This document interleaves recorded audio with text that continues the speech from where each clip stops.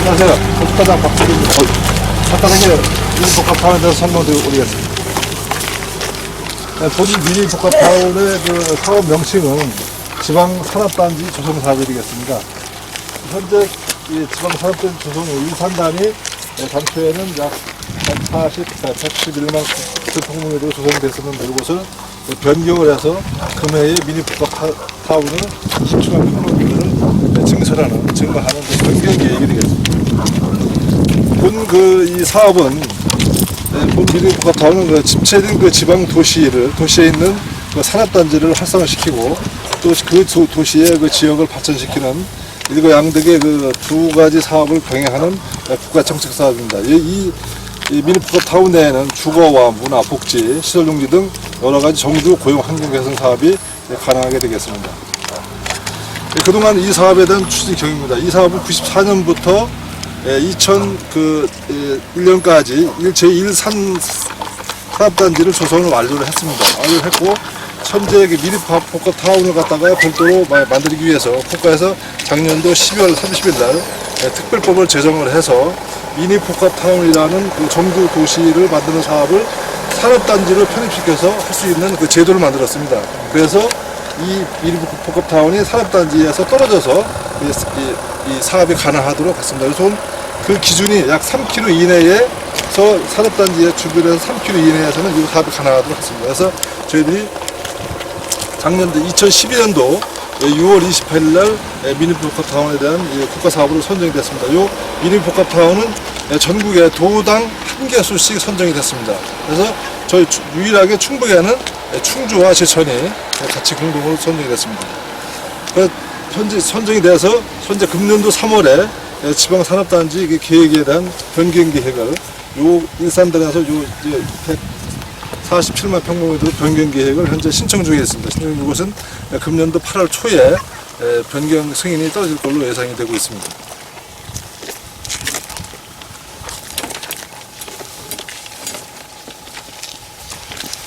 현재 토지 이용 계획입니다. 이것은 기존의 제1산단이 되겠습니다. 제1산단인데 제1산단에서 이렇게 변경이 되겠습니다. 여기서 제1산단에서 3km 이내에는 이게 가능하기 때문에 여기서 현재 제1산단에서는 1km가 떨어져 있습니다. 그래서 이 미니복합타운의 선정 기준은 침체된 도시, 그 다음에 지역 발전이 같이 병행이 될 수 있는 도시, 또 그다음에 인근에 대학이 같이 있어가지고 클러스터가 형성될 수 있는 그런 여건이 있는 도시에서 저희들은 원래 1차에는 저희 제천시가 탈락이 되고 충주가 선정이 됐었습니다. 그런데 국가 정책에서 가장 그 적합한 그 요건이 우리 제천시라고 국토부에서 판단을 해서 추가로 선정된 사업이 되겠습니다. 다음은 토지 이용 계획도입니다. 전체 이 미니복합타운에 대한 토지 이용 계획은 현재 유통시설과 복합시설 등 지원시설 용지가 약 60%가 되겠습니다. 그다음에 공공시설 용지, 녹지와 도로 등이 약 한 39%가 되겠습니다. 그래서 현재 이러한 이 전체가 당초에는 이것은 원래 그 주거와 상업과 지역 같은 그런 일반 도시계획으로 검토도 되었었습니다만 그것보다도 이 공업지역으로 하는 것이 여기에 대해서 모든 규제가 없어지고 모든 기업이라든지 여기에 들어오시려고 하는 분들이 규제가 거의 없습니다. 그렇기 때문에 준공업지역으로 이것을 바꿨습니다. 그래서 용도 규제도 없고 규모 규제도 없습니다. 그래서 모든 입주자들이 가능하도록 했고 그래서 전체적으로 이것은 유통, 업무, 그 다음에 요건 이제 한국주택 예정지고 학교, 유치원이 같이 들어갑니다.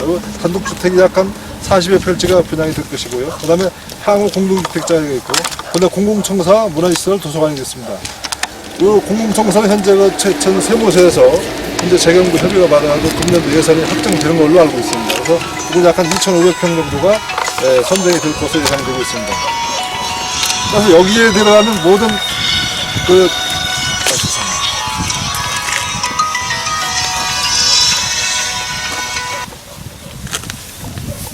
여기에 들어가는 모든 그 기반 시설에 대한 그 용도는 매뉴얼로다가 들어가게 되면 재경부 국가 매뉴얼에 들어갑니다.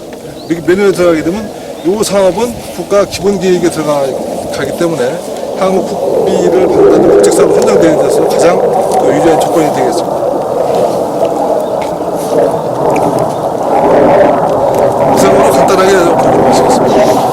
그리고 이제 주변 현황을 간단하게 보고를 드리겠습니다. 원래 이 전체 전체에 대한 사업은 현재 아까 들어오신 그 깜빡이 틀어오신 그 차 거기서부터 시점이 되겠습니다. 시점이 되고 거기서는 저 센터마다 바로 경계가 됩니다. 그래서 이 가로 세로가 이 장방이 500m, 이게 500m가 됐습니다. 그래서 요 부분이 전체가 저 밑에까지가 전체가 다 시유지입니다. 시유지고 여기에는 전체가 우리 시유지가 약 한 40% 정도가 시유지가 있습니다. 요 마르천 평균이 정도 전체 시유지고 또 이 주변 부세 또 산재되어 있는 시유지가 있어서 저희들이 그 사업하기가 좋고 또 그동안에 또 지정물이 별로 여기는 또 별로 좀 많지 않아서 보상이 좀 간단하게 쉽게 될 수 있고요.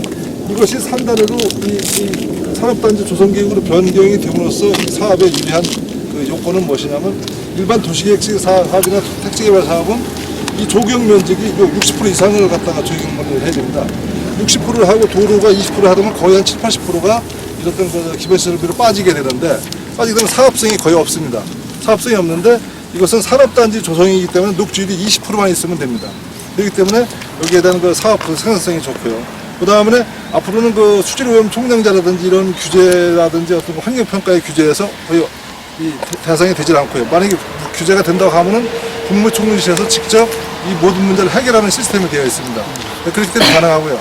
또한 세 번째는 현재 이 사업을 하게 되면은 토지 수용이 일반 택지개발이나 일반 토지개발 사업 같은 경우는 약 70% 이상을 토지를 매입을 해야지만이 토지 수용이 가능합니다. 근데 작년 12월 달에 특별법이 만들어져 가지고 한 필지라도 매입이 되지 않았어도 바로 수용이 가능할 수 있는, 즉시 사업이 가능할 수 있는 그런 제도가 법으로 규정이 되었습니다. 그래서 여러 가지 여건이 가장 그 사업하기가 좋은 그런 환경이고 또 국토부에서도 이 사업을 통해서 지역 발전과 산업단지 활성화를 같이 갖게라는 그런 동기 목적이 되어서 이 사업을 추진하게 됐습니다. 이상 간단하게 설명 마치겠습니다. 제가 좀 여쭤보겠습니다. 예. 일단은 저 공동주택의 그 이제 규모가 있을 거 아닙니까? 예, 그렇습니다. 그리고 어쨌든 이런 개발 사업에 있어서 가장 중요한 거는 이제 분양이라고 저는 예, 생각합니다. 지금 과연 지금 현재 이런 정도의 입지라면 기본적으로 이쪽 그 제1산단과 2산단에서 생활하시는 분들이 주로 이제 입주를 하게 될 거다. 이렇게 기본적으로 이제 보게 되는데 과연 그 규모에 맞게 이분들이 여기에 그 입주할 수 있는 그런 지금 부족하냐 이런 측면 또 다른 측면에서는 우리 제천 전체의 아파트 지금 건립 신청도 있을 거고 향후 공급되는 주택하고 이거 하고의 어떤 그 부분을 좀 따져봐야 되지 않나 하는 부분을 하나 말씀을 드리고요. 두 번째 좀 이 입지 자체가 지금 보시는 것처럼 너무 이렇게 좀 그 시내권하고도 좀 떨어져 있다 보니까 좀 발전 시너지가 적지 않겠느냐. 3km라고 얘기하셨으니까 차라리 이쪽에 그 신월동의 그 대학하고 연계해서 대학도 발전하고 또 지금 거기는 또 일정 정도 개발이 되고 있으니까 그런 부분을 같이 전맥해서 하는 것이 결국 장기적으로 도시계획 발전에 도움이 되지 않느냐. 그러니까 그 이제 위치 부분에 대한 어떤 문제를 아까 그 시유지가 들어간다고 말씀하셨으니까 그 부분을 좀 여쭤보고 싶어요. 우선 행복주택 사업입니다. 이 사업은 원래 당초에는 이 미니복합타운 계획이 원래 없었습니다. 없었고 시형 아파트를 지으려고 했었는데 그 동기는 결과적으로 지천 산업단지 내의 기업인 협의회에서 약 3년에 걸쳐서 계속 이 주거 문제가 되니까 빨리 주거 문제를 해결하려는 요청이 있었습니다. 요청이 있어서 당시 시형 아파트를 시유지에다가 건립할 계획을 세우다가 결과적으로 이 국비를 좀 더 받아볼까 하는 그런 차원에서 저희 실무자들이 중앙부처의 그 사이트에 들어가서 이 미니복합타운이 있었습니다. 그래서 원래 미니복합타운은 충주가 선정이 돼서 있었는데 그 다음에 우리가 선정을 해서 이게 한 것인데 현재 이 산업단지 내에 현재 약 600명 정도의 수요가 있습니다. 수요가 있고 현재 제천시의 거의 주택 보급률이 거의 지금 현재 105%지만은 거의 꽉 차 있습니다. 그래서 기업이 하나가 더 들어오든지 어떤 약간의 변화만 있어도 바로 주택난이 현재 형성이 되고 있고 지금 현재 약 한 2,000세대 정도가 사업성이 나갔지만은 거의 코하루 같은 경우도 거의 지금 현재 그 분양이 거의 다 된 상태입니다. 그렇기 때문에 제천에서 그리고 요것은 저희들이 완전히 일반 분양 아파트가 아니고 공공 임대 아파트입니다.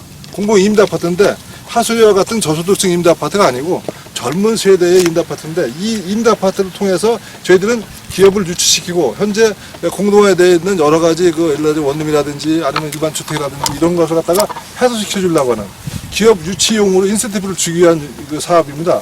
그렇기 때문에 저희들이 공급임대 400세대는 바로 수요가 충분히 가능하고 일반 분양 아파트하고는 별개 사업으로 보시면 되겠습니다. 그래서 이러한 어떤 그 기업하기 좋은 환경을 만드는 요건을 만들어 줘야지 대기업이 유치가 되고 그 할 수 있는 그런 사업이 되지 않을까 이렇게 저희는 판단하고 있습니다. 말씀대로는 무조건 해야 되겠네. 무조건 해야 되겠네. 다 좋은데. 그리고 이제 요거 아까 이제 그 유치 관계를 말씀하셨는데요. 저희들이 신월동 쪽으로 저희들이 당초에는 여러 가지 이 부지 선정 계획이 있었습니다.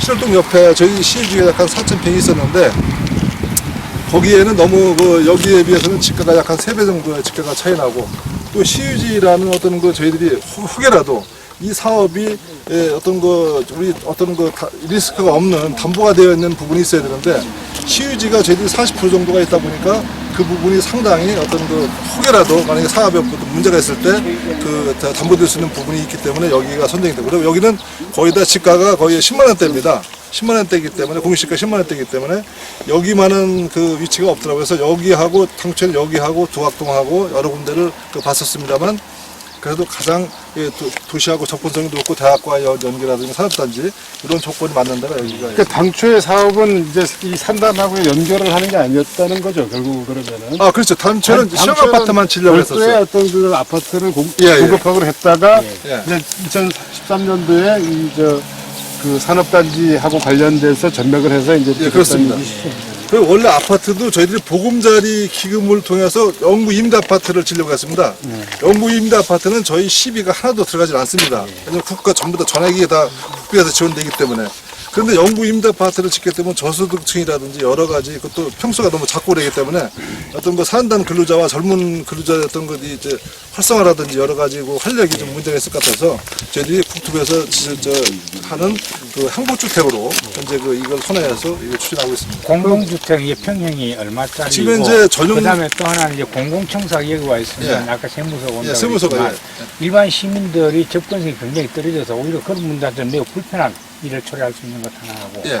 대학하고 연계한다 그러면 실제로 여기서 대학하고 교통망도 그럴 뿐만 아니고 그 이상 떨어져 있는데 실제로 대학하고 연계된 시너지가 날 거라고 판단하시는 거예요? 예, 여기서는 이제 결과적으로 여기에 들어오는 시설은 기업과 관련되어 있는 여러 가지 연구소라든지 이런 그 부분이 현재 대학하고는 어느 정도 지금까지 잘 유기적으로 제대로 안 했습니다. 근데 앞으로는 이런 정주 여건이 없었기 때문에 유기적으로 안 됐는데 이런 정주 여건이 마련됨으로써 앞으로는 대학과 유기적인 어떤 협력 관계가 이루어집니다. 유기적인 게 어떤 내용을 뜻하시는 저 거예요? 일로 가지고 이제 여기 이제 유치기업과의 어떤 그 연구소로 대학과의 같은 공동 연구할 협력 수 관계 있는 그렇습니다. 공간 예, 만들어가는 그래서 이 여기 내에서도 여러 가지 그런 것들이 필요하고요. 그리고 저희들은 이 저 아파트 자체가 전용 면적이 약 한 13.6평입니다.